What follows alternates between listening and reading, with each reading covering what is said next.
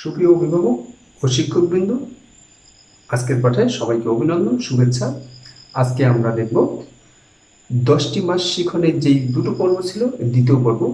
আজকে আমরা দ্বিতীয় পর্ব 5টি মাছের নাম শিখব। প্রথমত আমরা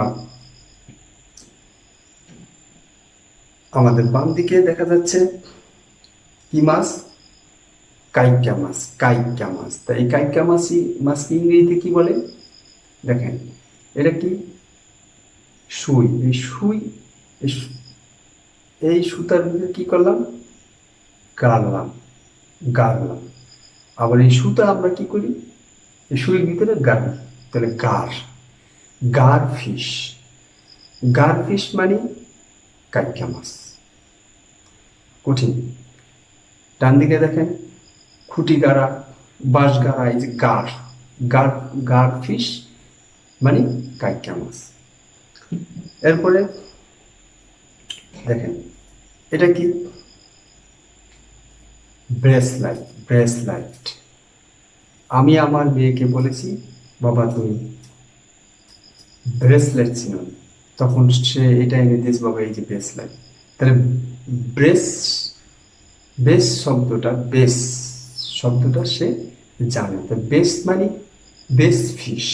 ফিশ মানে কি?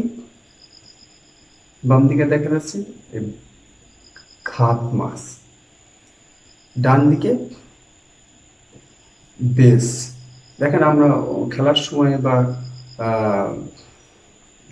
আমরা বেস করি, এরপরে স্কাউটে বেস করি। এই যে বেস ফিশ মানে কি? খাদ মাছ। 3 নম্বরে আমরা যে মাছটার নাম শিখবো সেটা হলো, দেখেন বাম দিকে মাছটা দেখা যাচ্ছে কি? মাগুর মাছকে ইংরেজিতে কি বলে? ডান দিকে ছবি দেখেন, ক্যাটফিশ। তো ক্যাটের মোচে একটু চুল আছে, মাগুর মাছের মোচে একটু চুল আছে, কি মিল আছে? দেখছেন, ক্যাটফিশ মানে মাগুর মাছ। 4 নম্বরে দেখবো,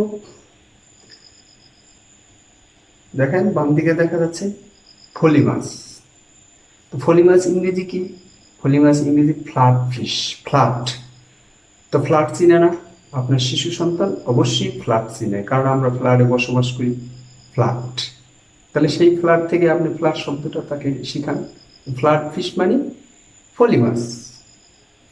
সর্বশেষ আমরা দেখব, বাম দিকে দেখা যাচ্ছে তারা মাছ। তো তারা ইংরেজি আমরা জানি টুইঙ্কেল লিটল স্টার ফিশ। তো স্টার শব্দটা আপনি শিশু জানেন। তো স্টার ফিশ মানে তারা মাছ।